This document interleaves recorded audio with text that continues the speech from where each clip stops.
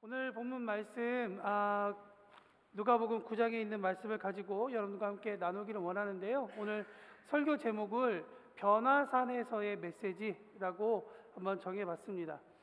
여러분, 오늘 본문 말씀 가운데 28절을 보면 이렇게 시작하죠. 이 말씀을 하신 후에 8일쯤 되어 예수께서 베드로와 요한과 야고보를 데리고 기도하러 산에 올라가셨다라고 오늘 누가는 그렇게 기록하고 있습니다. 이 전에 있었던 말씀, 우리가 18절부터 27절에 있는 말씀을 우리가 지난주에 함께 나눴는데요. 이 말씀을 하신 후라는 이야기는 오늘 본문의 에피소드만 가지고도 우리가 충분히 말씀을 이해할 수 있지만, 그러나 우리가 지난주에 나누었던, 다시 말하면 누가복음 9장 17절에서 27절에 있는 말씀을 함께 연결하면 이 메시지의 깊이가 조금은 더 우리에게 풍부하게 다가설 거라고 생각합니다. 제가 지난주에 오늘 28절에 말하는 이 말씀을 마친 후라고 하는 부분에 대해서 이렇게 나누었습니다. 뭐였냐면 제자의 길은 스승의 뒤를 따라가는 것이다. 스승 대신 예수님께서 잃어버린 한 영혼을 위해 이 땅 가운데 죽으러 오신 그것을 따라서 가는 것이 제자된 삶이다. 제자로서 우리 또한 한 영혼을 위해서 그를 살려내기 위해 우리를 가정과 또 우리의 관계된 곳, 우리의 직장으로 주님께서 보내실 텐데, 그곳에 가서 함께 살며 성경의 원리를 따라서 살아내는 삶을 살아내는 것이 우리의 삶의 이유이고 목적이다라고 제가 지난주에 설교를 했는데 다들 기억하시는 그런 눈치여서 감사합니다. 네, 이런 내용으로 주님께서 말씀하시는 거예요. 그러니까 이 말씀하시고, 다시 말하면 제자의 길은 이런 것이다 라고 마침을 마친 후에 그 다음에 오늘 본문이 이어지고 있다는 것을 이야기하는 것이죠. 예수님께서 그의 사랑하는 제자들 중에 특별히 3명과 함께 동행하십니다. 베드로와 요한과 야고보죠. 그들과 함께 뭐하러 올라가시냐면 기도하러 올라가셨다고 성경에 써 있습니다. 마태와 마가도 이 부분에 대해서 똑같이 성경을 기록하고 있는데요. 그러나 28절에 시작하듯이 이 말씀을 하신 후라는 부분이 마태복음과 마가복음에는 기록되어 있지 않아요. 오직 누가복음에만 이 부분이 기록되어 있습니다. 그렇다 그러면 누가가 이 28절 말씀을 볼 때 우리에게 의도적으로 한 가지를 이야기하고 싶다는 것이죠. 그것은 무엇이냐면, 제가 아까도 말씀드렸지만 변화산에서 일어난 사건과 예수님께서 이 땅 가운데 오신 목적이, 이것이 두 주제가 다른 주제가 아니라 한 주제이고 이것이 한 가지의 이야기를 지금 우리에게 하고 있다는 것을 말씀해 주고 있다는 것이죠. 다시 한번 더 정리해 보면, 우리는 지난주에 예수님께서 스스로 이 땅 가운데 오신 목적을 제자들에게 알려주셨던 그러한 여러 가지 모습, 특별히 그것을 알려주기 위해서 18절에 보면 한 가지 행동을 하시는데 어떤 모습을 보이시냐? 예수님께서 따로 기도하셨다라고 누가는 기록하고 있는 거예요. 그런데 오늘 말씀해 보니까 28절에도 예수님께서 그 제자들과 기도하러 산에 올라가셨다라고 성경은 이야기하고 있습니다. 두 사건, 다른 장소, 다른 시간대였지만 공통점이 있죠. 그것은 무엇입니까? 예수님께서 기도하셨다라는 것을 누가가 기록하고 있다는 겁니다.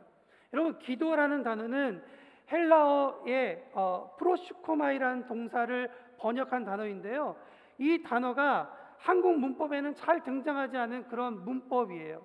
여러분, 수동태와 능동태라는 말 아시죠? 수동태는 뭔가 타인에 의해서 내가 어떤 일을 행할 때 수동태라고 이야기하죠. 능동태는 반대로 내가 의지적으로 움직이는 것을 능동태라고 합니다. 그런데 이 기도라는 단어는 그렇다면 능동태적으로 쓰였던지 아니면 수동태적으로 쓰여져야 되는데, 이 동사는 중간태로 쓰여져 있어요. 한국말에는 잘 이런 문법이 그렇게 많지는 않습니다. 그런데 여러분 아마 이탈리아에 사시면서 라틴어를 공부하시면 이게 상당히 많이 쓰여지는 단어라는 것을 알게 돼요.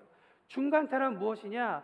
내가 어떤 일을 하고 있지만 그것이 나의 의지적이 되는 것이 아니라 나에게 뭔가 부어지고 나에게 어떤 충분한, 내가 할 수 없음에도 불구하고 어떤 이유 때문에 어떤 무언가에 이끌려서 움직이게 되는 것을 사용할 때 쓰는 단어가 이 중간태적 그러한 모습이라는 것이죠.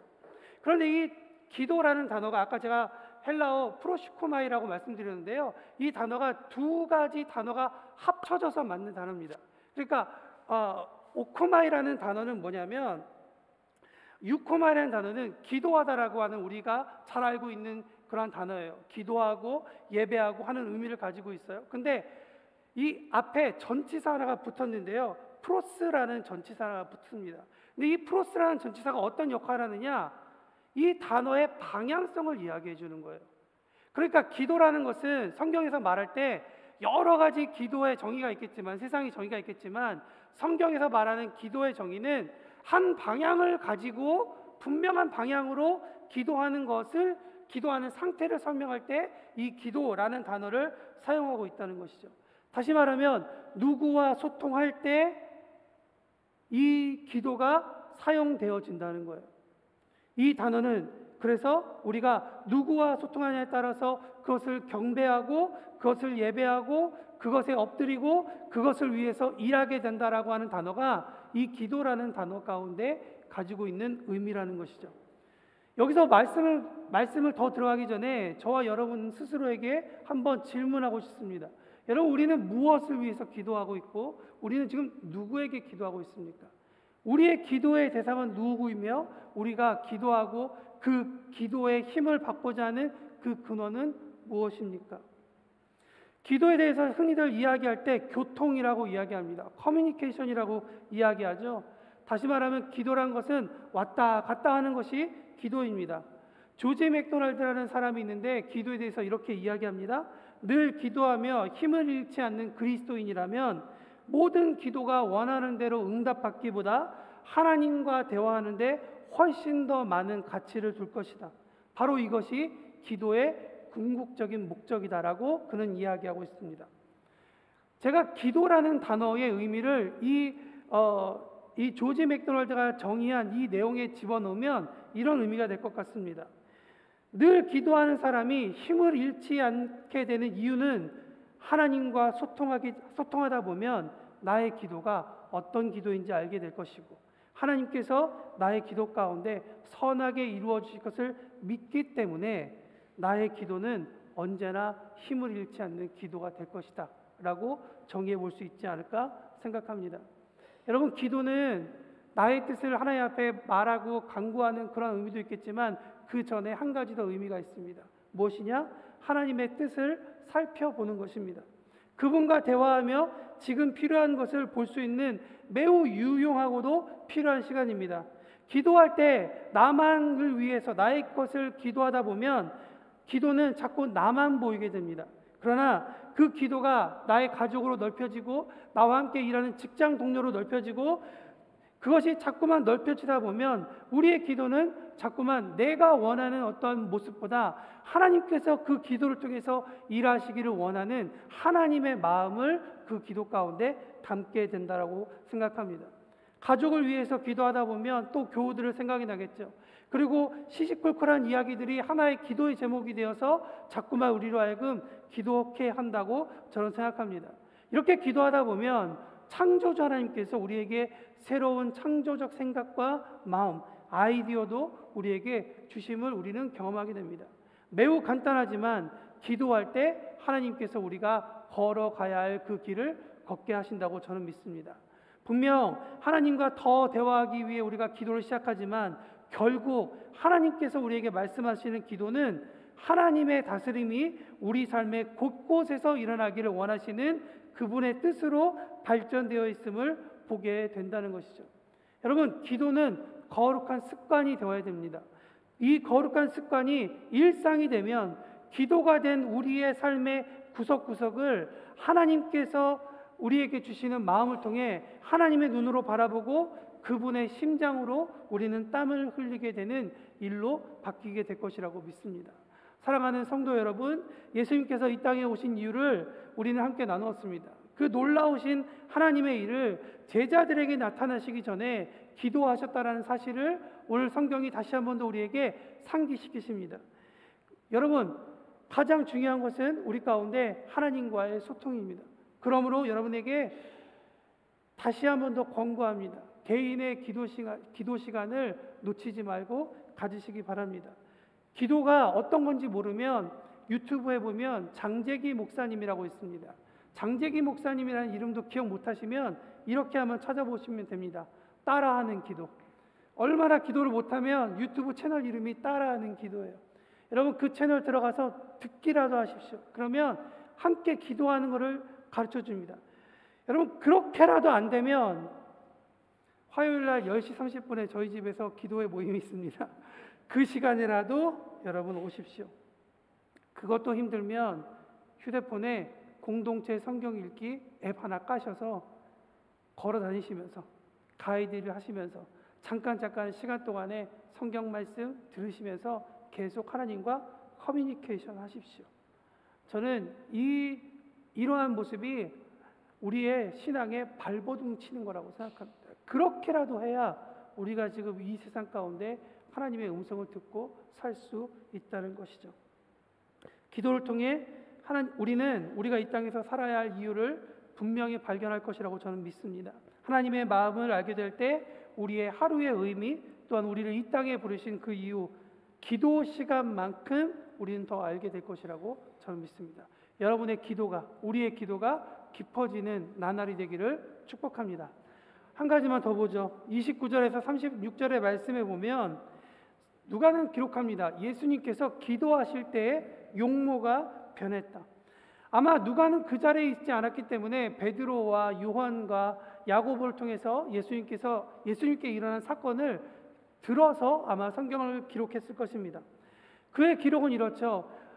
예수님의 옷이 휘어졌다. 아마도 그냥 옷이 이렇게 하얘졌다는 얘기가 아니라 빛이 너무나도 나서 마치 모세 가운데 하나님의 거룩함이 있을 때 사람이 쳐다보지 못할 정도로 그렇게 변모했던 것처럼 예수님께서 그렇게 변하셨다라는 것을 표현하지 않을까 생각합니다.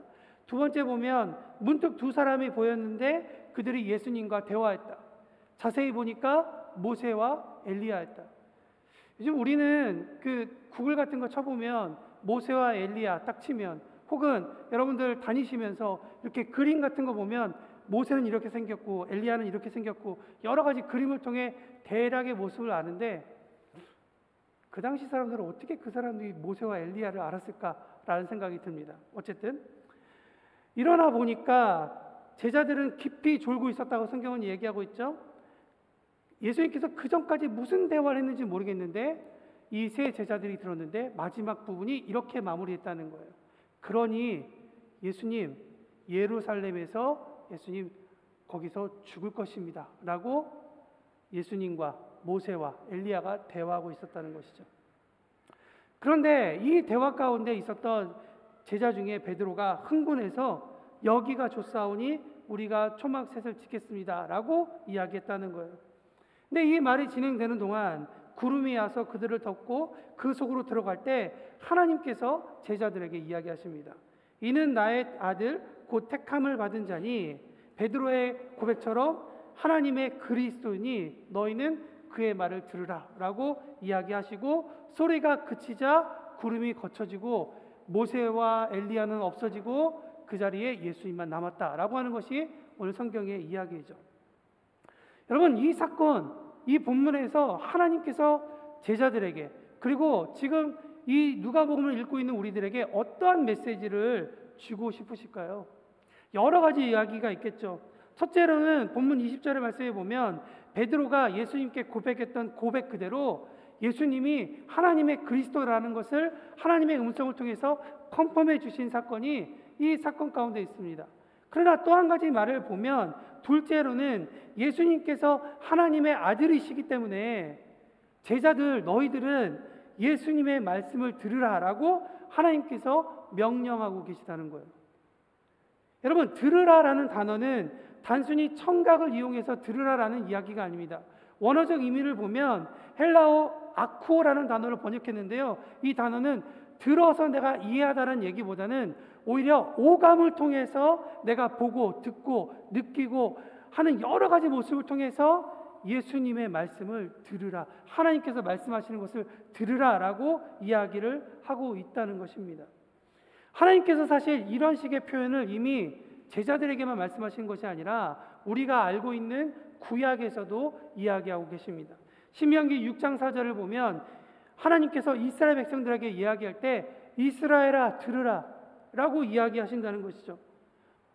이스라엘아 들으라 라고 얘기하는 그 말씀과 오늘 본문에 하나님께서 제자들에게 너희는 예수의 말을 들으라 라고 하는 이야기는 같은 이야기인 거죠. 오늘 택하신 백성에게 하시는 말씀은 하나님의 이 말씀은 그의 제자들과 그의 백성들에게 하는 요청이 아니라, 그들에게 부탁하는 것이 아니라, 하나님께서 그들에게 너희들이 백성이라면, 너희들이 제자라면 하면서 말씀하시는 요구라는 사실을 우리가 기억해야 할 필요가 있을 것 같습니다. 그 말씀이 오늘 본문인 변화산에서 하나님께서 예수님의 제자들에게 요구하는 것입니다. 이 요구는 다시 말씀드리면 무리들에게 요구하는 것이 아닙니다. 그냥 예수님을 따라다니는 방향 없는 사람들에게 이야기하는 것이 아니라 예수님을 따라 살아가야겠다, 예수님의 그 길을 같이 가야겠다라고 결심한 사람들에게, 택한 사람들에게 하나님께서 요구하고 계시다는 것이죠. 제가 강조하고 싶은 포인트는 무엇이냐? 택하신이라는 거예요. 그런데 제가 여러분과 함께 나누었던 이 본문의 내용을 보면 택함을 받은 제자들은 하나님께서 말씀하고 싶은 그 요점을 이해하지를 못했던 거예요. 예수님과 함께 계셨던 모세와 엘리야, 다시 말하면 율법을 나타내는 이 모세와 또 선지자의 대표적인 이 엘리야가 함께 대화하고 있는 이 내용, 결국 그들이 사라지고 그 완전한 율법, 완전한 선지자, 완전한 그리스도라는 예수님만 남게 되는 이 사건 가운데 제자들은 그것이 무엇인지를 이해하고 있지 못했다는 거예요. 물론 이스라엘 사람들이 하나님을 만나기 위해 초막절에 광야로 가서 그곳에서 텐트를 지고 하나님을 만나기 위해 노력합니다. 어쩌면 베드로가 말했던 그 고백은 그런 고백이었을 수 있어요. 하나님이 여기 계시니 내가 이곳에서 텐트를 치겠습니다 라고 하는 것이죠. 그런데 성경은 베드로의 이 이야기에 대해서 참 귀하다, 그 말이 참 맞다라고 얘기하는 것이 아니라 33절에 보면 그가 도대체 무슨 얘기하고 있는지 그는 이해하지 못했다라고 성경은 이야기하고 있는 거예요. 성경을 해석하고 있는 신학자들은 대부분 이런 결론을 이야기합니다. 베드로가 무지했구나. 저는 개인적으로 무지한 것에 대해서 창피하지 않습니다. 모르면 배우면 됩니다. 저는 베드로의 행동이 잘못됐다고 생각하지 않습니다. 무지하기 때문에 그런 발언을 할 수 있다라고 생각합니다. 그러나 오늘 본문 가운데서 하나님께서 제자들에게 주고 싶은 이 레슨 가운데에서 베드로의 이 고백은 완전히 핀트가 나갔다라는 것은 변하지 않는 사실입니다. 잠언 29장 28절에는 이런 말씀이 있죠. 묵시가 없으면 백성이 방자히 행하거니와 율법을 지키는 자는 복이 있다라고 이야기하고 있습니다. 여러분, 백성이 방자하게 행한다는 것, 다시 말하면 무례하고 건방지게 행동하는 이유는 사전적 의미에서 보면 제 멋대로 제각각 꺼리낌 없이 행동하는 이유는 성경이 얘기하는 것은 묵시가 없기 때문이라고 얘기합니다. 이 묵시라는 단어는 원어적 의미에서 보면, 또 어떤 요즘 쉬운 성경에서 번역하는 그 단어를 꺼집어내면 이것은 계시라는 단어예요. 하나님의 감동, 하나님께서 말씀하시는 것. 그러니까 하나님과의 커뮤니케이션이 없으면 하나님의 백성은 어떻게 된다고요? 방자하신다고. 하나님 앞에서 무례히 행하게 되고, 하나님 앞에서 제멋대로 행하게 되고, 하나님 앞에서 자기 스스로는 꺼리낌 없지만 그러나 하나님 앞에서 방향을 잃어버린 채 살아간다는 것이죠. 저는 이 이야기가 이런 식으로 또 해석될 수 있지 않을까라는 생각이 듭니다. 우리에게 인풋이 없다면 우리에게 아웃풋이 없는 거예요. 하나님의 것이 우리 가운데 인풋되지 않았는데 어떻게 우리 삶 가운데에서 하나님의 것을 우리가 듣고 알고 깨달아서 나아갈 수 있겠습니까? 더 직설적으로 얘기하면 하나님의 말씀을 듣지 않았기 때문에 하나님의 것이 나오지 않는다는 거예요. 듣지 못하면 잘못 가게 되어 있습니다. 사람은 본질적으로 죄 가운데 빠져 있다고 이야기하죠. 죄라는 단어는 쉽게 설명하면 관역으로부터 멀리 떨어져 있는 상태입니다. 우리는 죄 가운데 태어났습니다. 다시 말하면 죄의 길을 선택하고 하나님과 멀어지는 선택을 하는 것이 하나님을 만나지 못한 인간에게는 아주 자연스러운 선택입니다. 그러니까 하나님을 모르고 제멋대로 행하는 것은 너무나도 당연한 모습이라는 것이죠. 하나님의 말씀을 듣지 않거나 못하면 저마다의 길을 찾다가 혹은 잘못된 누군가의 선례를 따르다가 잘못된 길 위에서 인생이 끝난다. 그렇기 때문에 하나님은 제자들에게 들으라라고 말씀하고 계십니다. 이스라엘에게도 들으라고 말씀하십니다. 제자들에게 그렇게 말씀하신 하나님께서 오늘 본문 말씀을 읽고 있는 우리가 있다면 우리에게 어떤 이야기를 하고 계실까? 저는 예수님께서 이 땅에 오신 목적을 이해하기 위해, 그리고 우리가 이 땅에 보내어진 삶의 목적을 이해하기 위해서는 우리가 하나님의 말씀을 쉐마해야 된다. 우리가 들어야 한다라고 저는 생각합니다. 하나님의 말씀을 귀로써 들으십시오. 만지십시오. 읽어서 들으십시오. 하나님을 경험하도록 우리의 삶 가운데 하나님을 계속 초청하십시오. 그래서 하나님께서 나에게 이 시간을 허락하시고 이 시간에 이곳에 불러주신 그 이유를 깨달아서 하나님께서 허락하신 그 길을 걸어내며 살아낼 수 있는 우리 모든 성도님들이 되시기를 축복합니다. 사랑하는 교우 여러분, 기도하지 않으면 하나님께서 말씀하시는 것을 들을 수가 없습니다. 우리는 여러 가지 이유를 댈 수가 있죠. 제가 지난주에 휴대폰을 한번 정리하다가 몇 주 전에 제 차 옆에 노랗게 피어있던 아주 예쁜 꽃을 사진을 찍었던 그 사진을 발견했습니다. 그리고 생각해 보니까 그 꽃이 어떻게 됐는지 기억이 안 나는 거예요. 오늘 아침에 보니까 당연히 주차장에 그렇게 피었던 꽃이 나만 나겠습니까? 그 자리에 없더라고요. 근데 제가 그 사진을 보면서 이런 생각을 해봤습니다. 어쨌든 내가 바쁜 이유였던, 내가 가족들과 함께 이야기하다가 교회로 들어왔던, 아니면 내가 너무나도 기분이 안 좋아서였던 어떤 이유든 간에 저기 바깥에 펴있는 꽃을 보지 못했다는 겁니다. 여러분, 우리가 하나님의 음성을 듣지 못했다라고 하는 수만 가지의 이유는 있을 거라고 생각합니다. 합당한 이유겠죠. 그리고 충분히 이해할 수 있는 이유이기도 합니다. 인간적으로는 그 이유 여러분들 다 받아줄 수 있습니다. 그러나 저와 여러분이 하나님 앞에서 다시 한 번 더 우리의 삶의 그 목적을 다시 한 번 더 발견하는 그런 시간이 되기를 원합니다. 아무리 바빠도, 아무리 급해도 가장 중요한 것은 하나님의 음성을 듣고 살아야 지금 우리가 이곳에서 일하는 이유, 지금 여기서 공부하는 이유, 지금 내가 여기서 아무것도 안 하는 것 같지만 여기서 하루하루를 보내는 그 의미와 그 이유를 하나님께서 말씀해 주시는 것을 우리가 발견할 수 있지 않을까 생각이 듭니다. 말씀을 마칩니다. 제가 만약에 기도 없이 이 로마닌 교회를 이끌어 갔는데 교회가 잘 된다 그러면 그건 좋은 일일까요? 좋지 않은 일일까요? 교회로서는 좋은 일이 될 수 있겠지만 저한테는 망하는 일입니다. 기도하지 않았는데 교회가 잘 된다? 이거는 정말 망하는 일이죠. 여러분들 아마 제가 이야기했을 때 다 그렇지. 목사는 기도해야지. 목사는 예배 잘해야지. 목사는 설교 잘해야지. 여러분, 목사만이 아니라 이 땅에 있는 우리 한 사람 한 사람이 그런 삶을 살아야 됩니다. 우리가 기도하지 않았는데 내 사업이 잘 된다? 이것도 위험한 신호예요. 내가 기도하지 않았는데 우리 자녀들이 잘 가고 있는 것처럼 보인다? 그것도 위험한 신호예요. 내 삶 가운데 이런 해프닝이 일어났는데 마치 제자들의 삶처럼 자기 삶 가운데 정말 천상의 일 같은 것이 벌어지고 있는데 기도하지 않고 하나님께서 나에게 주신 마음이 무엇인지 모르니까 지금 하나님께서 엄청난 메시지를 주고 있음에도 불구하고 엉뚱한 소리 하고 있는 거예요. 하나님께서 우리에게 한 사건을 주시는 것은 하나님께서 그 사건을 통해 저는 하나님을 드러내시는 일이라고 생각합니다. 사건이 여러 개 일어나는 것은 하나님께서 그 사람에게 하나님의 여러 가지 모양을 알려주기 위해서인 거예요.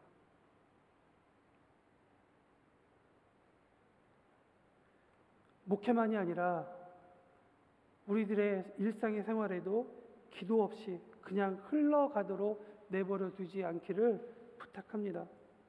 여러분, 제가 가장 위험하다고 생각하는 것은 이런 그림인 거예요. 그냥 시냇가에 물이 동에서 서로 흘러가고 있는데 그냥 그 위에 동동동동 띄어져 있는 나뭇잎이든지 아니면 배든 종이배든지 그런 거예요. 그냥 동에서 서로 흘러가니까 그냥 흘러가야겠구나라고 생각하는 거예요. 그러나 주님은 우리에게 말씀하세요. 어떤 이유였든 간에, 네가 종이든 간에 아니면 네가 나뭇잎이든 간에 어떤 이유든 간에 이 사건을, 이 상황을 나와 대화하자. 그리고 나와 함께 이 상황을 같이 만들어가자라고 주님께서 말씀하십니다. 무엇보다 한 번밖에 살지 못하는 귀한 인생, 다시는 돌아오지 않는 우리의 시간들, 이 시간 동안 정말 주님과 같이 동행하시면서 하나님께서 주시는 메시지를 통해 여러분들의 삶이 얼마나 귀하신지를 깨달을 뿐만 아니라 우리들에게 주신 이 시간과 이 일이 얼마나 귀한 일인지, 그리고 하나님을 알아가는 너무나도 중요한, 너무나도 고귀한 일인지를 우리가 깨달으며 이번 주간 또 오늘 하루를 살아내는 우리 모두가 되기를 축복합니다. 제가 지금 기도하겠습니다.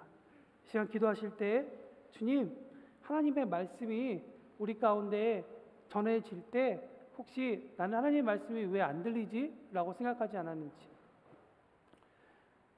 혹시 잘못된 주파수를 맞추면서 하나님께서는 나에게 왜 말씀하지 않지?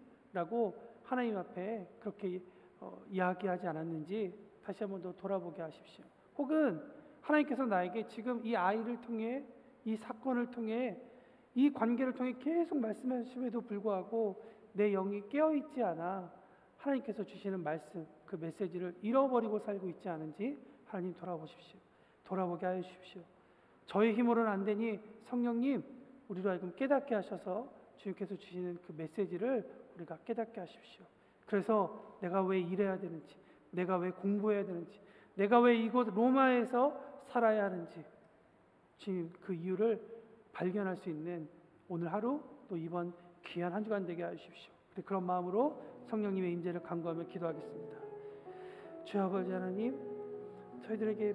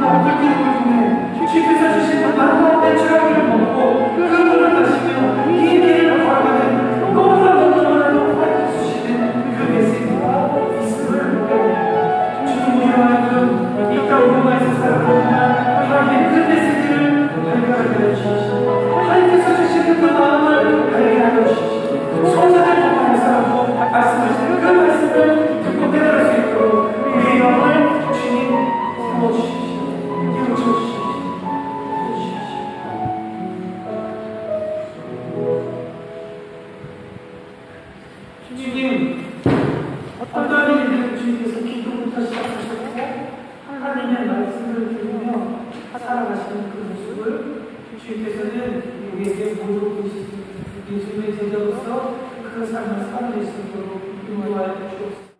우리가 보는 시야와 우리가 보는 중심 너무나도 무지합니다. 부족합니다. 그러니 주님, 우리를 넘어서는 주님의 충만하신 은혜가 우리의 삶에 차고 넘쳐나서 우리의 시야를, 우리의 뜻을, 우리의 중심을 나에서 하나님으로 옮기도록 주님 은혜 베풀어 주시옵소서. 하나님의 음성을 듣는 일에 우리가 더 갈급해지기를 원합니다. 만지면서, 느끼면서, 들으면서, 봄으로써 고백함으로 하나님의 말씀을 듣기를 원합니다. 주님, 우리의 영이 깨어 하나님의 말씀을 들을 수 있도록 인도하여 주옵소서. 감사드리며 예수님의 이름으로 기도합니다. 아멘. 우리 가운데 그렇게 말씀하실 신실하신 주님을 신뢰하며 우리 한 주간 살아내기를 바랍니다.